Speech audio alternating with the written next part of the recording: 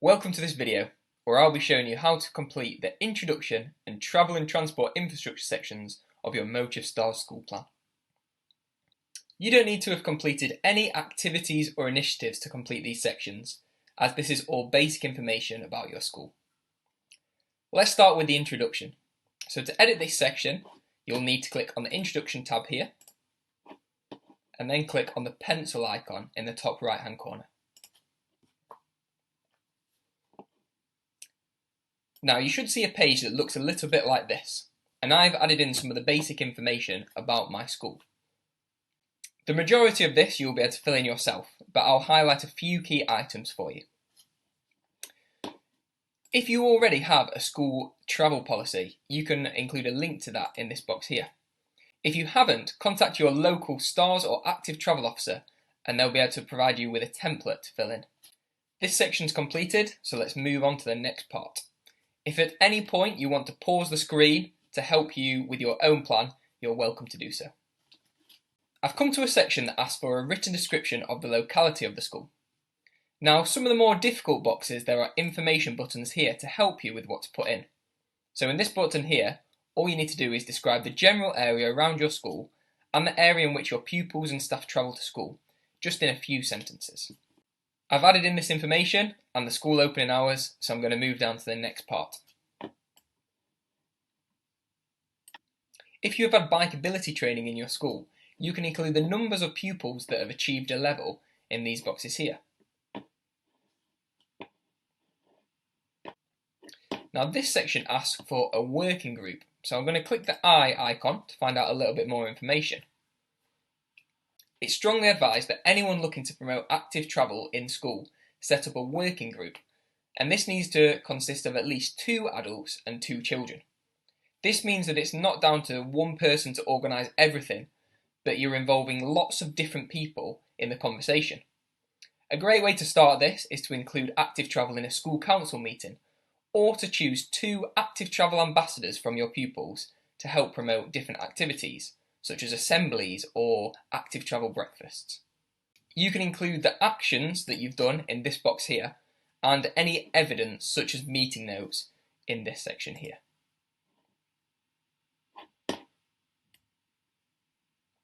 This section also asks for the names of people in your working group, and as you can see from this drop down menu, there are a range of different people that could be included, such as members of the school leadership team, school office staff, parents and pupils.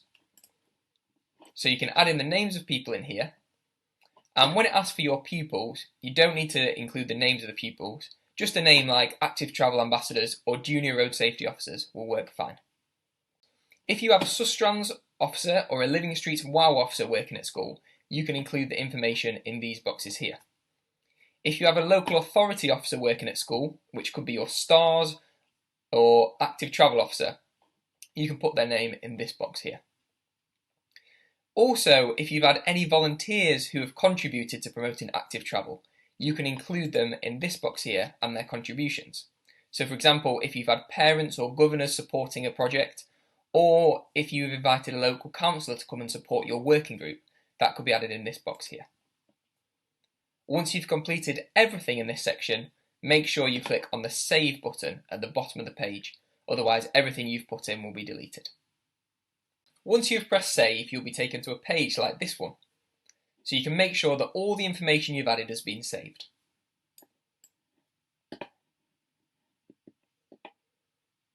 If you do need to edit anything, you can click the pencil icon once again in the top right hand corner and you'll be able to edit more information.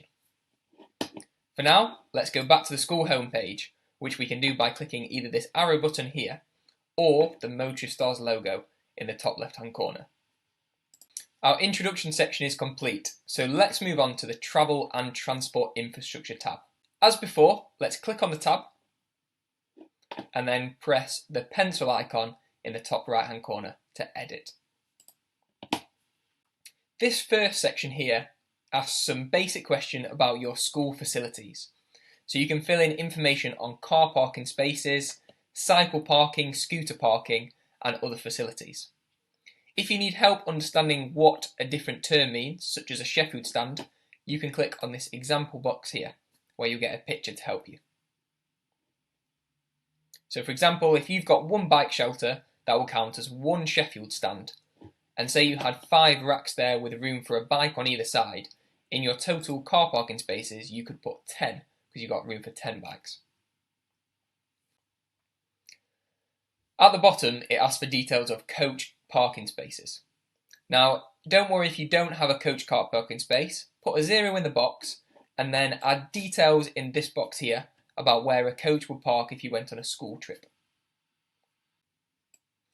If we scroll down, we come to a section called Transportation Links.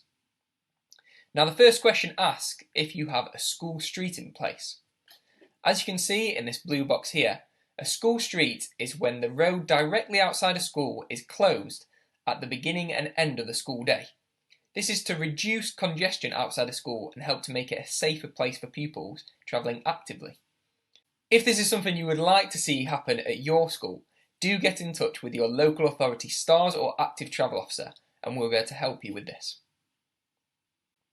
The next section asks you to explain how someone who is unfamiliar with the school location could travel via a variety of different modes. So add in a few sentences to explain what bus links there are in the area, what links to rail, roads, walking and cycling routes. You can pause this page here so you can see and have an idea of the information I've provided to help you shape your answers. This next section asks you to do a sustainable travel and road safety route to school audit. You can download a template here to help you with this. This is a great activity to do with your working group or school council at the start of term, and it will help you to think about what issues there are at school affecting those who want to travel actively. Let's fill this in now. I've completed this section, so I'm going to move on to the next part. There are some further simple questions to fill out for your route to school audit here. Once again, this is a good activity to complete with your active travel ambassadors or school council, so that they can be thinking about the barriers that people who want to travel actively face. So I've completed this section here, and once again you may wish to pause the screen to help you fill out your own section. The last part of the travel and transport infrastructure section asks for engineering and planning measures. So this could be something like school bollards being put up, it could be a new cycle rack, it could be new speed bumps. If there's anything that you're planning to put in to promote active travel to school, then complete this section here with that information. As with all the tabs on the Modeshift STARS website, once you've completed a section, click the Save button at the bottom of the screen. Now as you check through to make sure that all the information you've put in has been saved, it's good practice to make some observations that will help your travel initiatives in the future. So for example, as I look at the on-site facilities, I can see that this school here has no cycle or scoot parking. This could be a barrier to those children who would like to cycle or scoot to school. Some local authorities do have funding for this, so it's worth asking your local authority officer.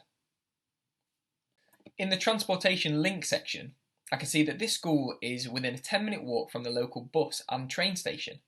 So this would be a great opportunity to promote safe travel by public transport and also to promote good practice and good behaviour for children who do wish to travel this way. You could even organise school trips using public transport to teach children how to use this service and behave responsibly. This school is also close to a national cycle route, so this will be a great opportunity to encourage children who might usually travel by car to cycle. And you could organise a number of initiatives around that, such as inviting an active travel officer in to deliver cycling sessions, or delivering bikeability training in school, or organising a biker's breakfast. If I look in this section further down though, I can see that although the school is close to the national cycle network, children are forced to use the busy main road for the 5-minute stretch from there to the school. This is something you might wish to campaign for, such as a multi-use path, where children can cycle safely on that final stretch to school. You could also ask your local authority officer to suggest a safer cycle route so that children don't have to use the busy main road. So once you've completed your introduction and travel and transport infrastructure sections, take a moment to look through and pick out some observations that will help you to plan your travel initiatives this year. To finish, let's go back to our school homepage by clicking on either the arrow here or the Modeshift Stars logo. I hope you found this video helpful. Do check out the other video guides on the YouTube channel and get in touch with your local authority, STARS or active travel officer, and we'll be happy to support you.